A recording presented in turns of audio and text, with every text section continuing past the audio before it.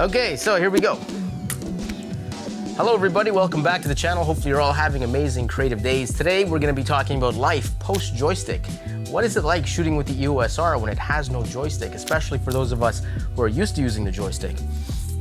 And then it was replaced with this little swipe bar, multifunction touch bar, I think is what it's called. And I have a video all about that over there if you want to check it out. I talk about how I set it up for weddings and events and that kind of thing. It's a little finicky, but I set it up in a way that works well for me. So if you want to know how I do that, check out that video after this one. But back to the point of this video, life without a joystick. Is it better? All right, so this video is going to be broken down into two parts. First part is going to be me talking about my experience with using the EOS R with no joystick. Have I converted myself into a touchscreen user? Do I miss the joystick? Is it life better with a joystick or better without a joystick? That's going to be the first part. And the second part, if you want to know how I set up my EOS R to use it without a joystick, stick around because I will show you the settings on the back of the screen. We'll pop into the menu and I'll show you how I set it up. All right, so let's talk about my experience with the EOS R and no joystick. All right, guys, so don't hate me for saying this, but I absolutely do not miss the joystick at all. I kind of get what Canon was trying to do here with the swipe bar, is just fill the space with something different and innovative. And everyone started clamoring, oh, the joystick, I miss the joystick. But I'll be honest with you, the joystick, in comparison to using the touch screen, joystick is just slow. It feels like an antique. It feels like you're running at 1 mile an hour instead of like racing across the screen to get to your focus point. Now, I shoot weddings and events and things like that. And let's say my focus point is on the right side of the screen because I was shooting something up at the top. Now I'm shooting horizontal and I want to get to the left side of the screen. To use the joystick to do that, I have to tap left, left, left, left, left, left, left, left until I get there, right? Or I can try and focus, recompose, and step over to move a little faster. And it feels slow. Once you get used to the touch screen, you basically you put your thumb on the screen and you just swipe. It takes 2 swipes to get across the whole screen, or 1 if you have the whole screen activated. I know some people have a longer nose, and when they put their eye to the eye cup, the nose touches the screen.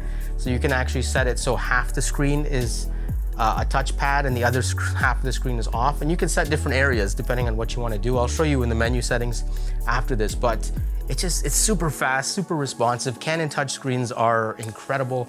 It's like using your iPhone. It's super responsive. The touchscreen is way faster than using the slow joystick tap, tap, tap, tap, tap.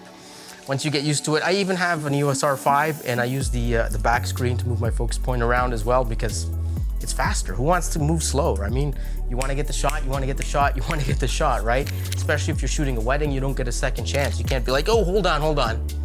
Let's do that shot again. I want you guys to like do that first kiss one more time. I didn't have my focus point in the right place. Hold on. Okay. You know what I mean? Like, it's so much faster to use the LCD screen. If you have an EOS R, give it a try. See how you like it. You know, even if you have an R5 or R6, try using the LCD screen. Once you get used to it, you'll see.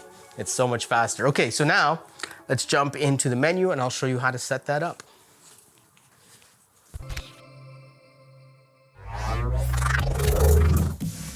All right, so now let's talk about how to turn your LCD screen into a super sensitive touch and drag screen so you can move your focus point around really fast. All right, there we go, sound effects. So first thing you want to do is go into your autofocus menu, tab 1 or page 1, scroll down to the bottom and you'll see a setting called touch and drag AF settings. So you want to click on that, get in there, and you'll see 3 settings. So first setting you see is going to be touch and drag. Now open that up and enable it. You can either enable it or disable it. Obviously, if it's disabled, enable it or nothing will work. So next thing you want to do is positioning method. Now absolute means wherever you touch on the screen is relative to where the focus point goes, and that's kind of how it works here. If you touch the screen to focus, that's absolute, and you don't want that. What you want is relative, so that means if you touch the back LCD screen and you move your thumb just a little bit to the left, the focus point will move a little bit to the left, or if you move it down, it'll go down, but you don't actually have to touch the screen where the focus point is. You can just drag and it'll relatively go in whatever direction you want it to go in. So you want to turn that on. And next thing you want to look at is the active touch area. Now there's 8 options here. And depending, I guess, if your nose kind of touches the screen and moves your focus point around, you want to maybe select the left side, or if you're right-eyed, maybe the right side or left side, or the upper quadrant, lower quadrant, whatever it is for you, whatever's easiest for you. Maybe you have a shorter thumb, so just, the extreme right side. So however you want to set it up, go ahead and set it up, and then exit your menu, and then put the camera to your face, and then touch the back screen where the area is enabled, and you should be able to drag your focus point around fast. And yeah. And another thing too is, if you are in, see, the camera has servo mode and it has one shot. So if you go into one shot mode and you're dragging your focus point around, you can actually double click on something and it'll actively track it. So you can double tap the back screen, and the camera, you'll see like this little orange circle instead of the regular white square or box. And then you double tap that, and then you'll have a double outline white box around the subject, and it'll just track that. So if you want to, like, I don't know, there's a plane or something, or a cat, and you just double tap on it, the camera will try and track that. So that's cool too. All right, so that's the end of this video. Hopefully you enjoyed that. Thanks for watching. If you have any questions about touch and drag, leave them down in the comments below. And I will see you guys in the next video. Peace out.